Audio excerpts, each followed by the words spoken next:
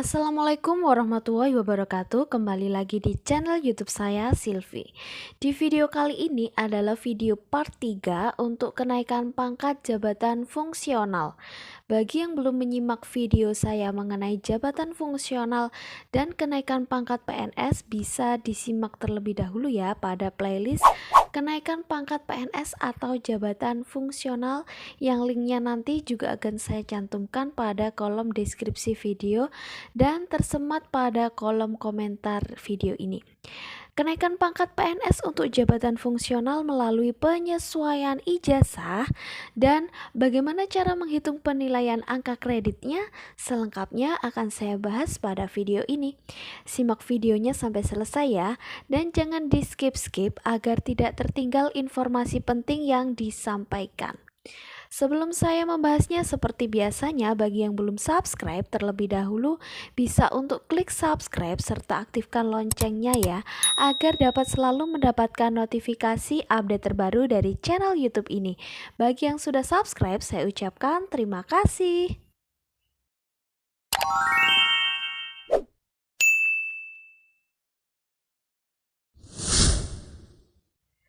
Sekarang sudah memasuki bulan Agustus di 2024. Jadi Bapak Ibu yang akan mengusulkan kenaikan pangkat untuk periode Oktober 2024 ini sudah bisa dimulai dari sekarang ya. Oke, ini untuk kenaikan pangkat jabatan fungsional, syarat umumnya ada 3 ya. Minimal 2 tahun dalam pangkat terakhir, kemudian yang kedua memenuhi angka kredit yang dipersyaratkan, dan yang ketiga predikat kinerja minimal baik dalam 2 tahun terakhir. Ini ada 3 hal penting yang wajib Bapak Ibu ketahui untuk kenaikan pangkat jabatan fungsional ya. Yang pertama, kenaikan pangkat pertama. PNS untuk formasi jabatan fungsional sebelum diangkat dan dilantik dalam jabatan fungsionalnya tidak diberikan kenaikan pangkat setingkat lebih tinggi. Kemudian yang kedua, kenaikan pangkat bersamaan dengan kenaikan jenjang jabatan. Jabatan fungsional yang sudah memenuhi angka kredit untuk kenaikan pangkat dan jenjang jabatan dilakukan kenaikan jenjang jabatan terlebih dahulu, kemudian barulah kenaikan pangkatnya mengikuti. Kemudian yang ketiga, kenaikan pangkat ketika tidak tersedia kebutuhan jabatan. Dapat diusulkan kenaikan pangkat setingkat lebih tinggi sebanyak 1 kali dengan persyaratan jabatan. Yang pertama, memenuhi angka kredit kumulatif untuk kenaikan pangkat atau kenaikan jenjang jabatan. Yang kedua, predikat kinerja minimal baik dalam 2 tahun terakhir. Ini wajib ya. Di semua kenaikan pangkat itu harus memiliki predikat kinerja minimal baik dalam 2 tahun terakhir. Kemudian yang ketiga, lulus uji kompetensi. Yang keempat, tersedia peta jabatan. Yang kelima, minimal 2 tahun dalam pangkat terakhir. Dan yang keenam, memenuhi persyaratan kenaikan pangkat sesuai dengan peraturan perundang-undangan. Oke, karena kita akan bahas mengenai kenaikan pangkat penyesuaian ijazah, jadi di sini untuk kenaikan pangkat penyesuaian ijazah itu ada 2 macam ya. Ada yang lulusan sarjana dan ada yang lulusan SMA. Kita lihat yuk. Kenaikan pangkat penyesuaian ijazah pelaksana dan jabatan fungsional tertentu lulusan sarjana. Syaratnya yang pertama, PNS minimal golongan 2C, 2 tahun bagi yang sudah pernah kenaikan pangkat, atau 2D minimal 1 tahun. Kemudian yang kedua, memiliki izin belajar yang ditandatangani oleh pejabat pembina kepegawaian ya. Yang ketiga, memiliki ijazah sarjana yang mempunyai keterkaitan dengan bidang tugas. Kemudian yang keempat, SKP 2 tahun bernilai baik. Yang kelima, tidak sedang menjalani hukuman disiplin sedang atau hukdis berat. Yang keenam, diusulkan oleh kepala perangkat daerah tempat bekerja.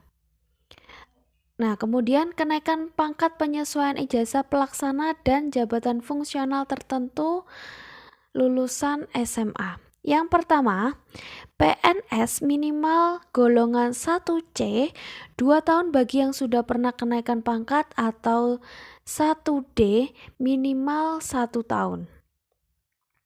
Yang kedua, memiliki izin belajar atau surat keterangan memiliki ijazah yang ditandatangani oleh pejabat pembina kepegawaian. Yang ketiga, memiliki ijazah SMA atau yang setara. Kemudian yang keempat, SKP 2 tahun bernilai baik. Yang kelima, tidak sedang menjalani hukuman disiplin sedang atau hukuman disiplin berat. Yang keenam, diusulkan oleh kepala perangkat daerah tempat bekerja. Nah, ini di kedua penyesuaian ijazah itu yang utama adalah memiliki izin belajar. Pentingnya memiliki surat izin belajar adalah agar ijazah yang kita miliki ini diakui. Jadi jangan asal kuliah tanpa memiliki surat izin belajar ya, karena hanya akan sia-sia jika kita lulus tapi ijazah yang kita miliki tidak bisa dipergunakan untuk penyesuaian ijazah. Sudah pernah saya bahas juga pada video saya yang ini ya, bisa disimak. Untuk kenaikan pangkat penyesuaian ijazah pada jabatan fungsional ini ada dua permasalahan ya. Bagaimana jika setelah ditambahkan dari penyesuaian ijazah tersebut, pendidikan setingkat lebih tinggi ternyata angka kreditnya tidak memenuhi syarat untuk kebutuhan kenaikan pangkatnya. Dan apabila ditambahkan memenuhi untuk kenaikan pangkat. Nah, apa yang harus dilakukan? Oke, kita lihat dulu ya. Jika tidak memenuhi angka kredit kumulatif konversi setelah ditambahkan angka kredit dari pendidikan setingkat lebih tinggi, jumlahnya masih kurang dari kebutuhan kenaikan pangkat, maka PNS tersebut wajib mengikuti dan harus lulus ujian penyesuaian ijazah. Barulah bisa diusulkan untuk kenaikan pangkatnya. Kemudian yang kedua, jika sudah memenuhi angka kredit kumulatif konversi setelah ditambahkan angka kredit dari pendidikan setingkat lebih tinggi, jumlahnya memenuhi kebutuhan kenaikan pangkat, maka tidak perlu mengikuti dan lulus ujian penyesuaian ijazah.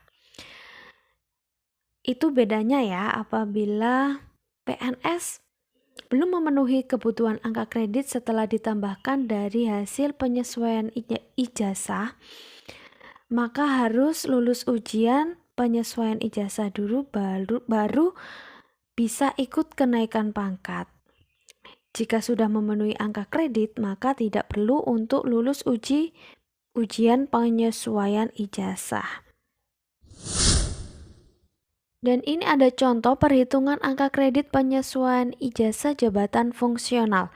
Yang pertama, bagi yang memenuhi angka kredit, misalnya nih untuk PNS jabatan fungsional ahli pertama di golongan 3A yang ingin mengusulkan kenaikan pangkat golongan lebih tinggi, maka tidak perlu mengikuti ujian penyesuaian ijazah ya. Untuk angka kreditnya di golongan 3A ini sudah 37,5, kemudian ditambahkan pendidikan setingkat lebih tinggi, pendidikannya S2, yaitu angka kreditnya 12,5, maka diperoleh angka kredit keseluruhan yaitu sebanyak 50, maka tidak perlu mengikuti ujian penyesuaian ijazah. Nah, apabila untuk Yang belum memenuhi angka kredit ini contohnya sama-sama di golongan 3A. Untuk jabatan fungsional ahli pertama juga untuk angka kredit yang semula mendapatkan 25, kemudian ditambahkan pendidikan S2-nya, yaitu angka kreditnya diperoleh 12,5 setelah dijumlahkan antara angka kredit yang lama dengan penambahan pendidikan terbaru ini ternyata masih 37,5, maka PNS tersebut wajib mengikuti dan harus lulus ujian penyesuaian ijazah untuk memenuhi angka kreditnya. Penambahan angka kredit dari pendidikan setingkat lebih tinggi diperoleh rumus sebagai berikut ya. 25% dikalikan angka kredit kumulatif kenaikan pangkat. Dalam hal ini ada 3 catatan penting yang perlu diperhatikan untuk penambahan angka kredit dari pendidikan setingkat lebih tinggi ini. Yang pertama, harus 1 kali dalam penilaian. Yang kedua, predikat kinerja minimal baik. Perlu diketahui ya, predikat kinerja minimal baik itu presentasinya di tabel yang sudah pernah saya bahas itu adalah 100%. Kemudian yang ketiga, melampirkan surat keterangan ijazah belum pernah digunakan untuk kenaikan pangkat maupun belum pernah diklaim pada penilaian angka kredit. Oke, langsung saja kita ke contoh kasus. Indri, sarjana manajemen, menduduki jabatan analis SDM aparatur ahli muda pangkat golongan ruang 3C. Indri baru saja lulus pendidikan S2 Magister Manajemen di tahun 2023. Bagaimana perhitungan angka kreditnya? Untuk perhitungan angka kredit langsung saja kita masukkan rumus 25% dikalikan angka kredit kumulatif kenaikan pangkat. Angka kredit kumulatif kenaikan pangkatnya yaitu 100 karena minimal baik ya. Diperoleh 25. Jadi untuk perhitungan angka kredit dari penambahan setingkat lebih tinggi untuk Indri ini melalui pendidikan setingkat lebih tinggi adalah 25 angka kredit. Oke, sekian dulu video hari ini. Semoga bermanfaat. Untuk video-video mengenai jabatan fungsional ataupun kenaikan pangkat bisa disimak pada playlist channel YouTube saya ini dengan judul kenaikan pangkat PNS dan jabatan fungsional. Bisa disimak ya. Oke, semoga bermanfaat. Sampai bertemu di next video dan terima kasih.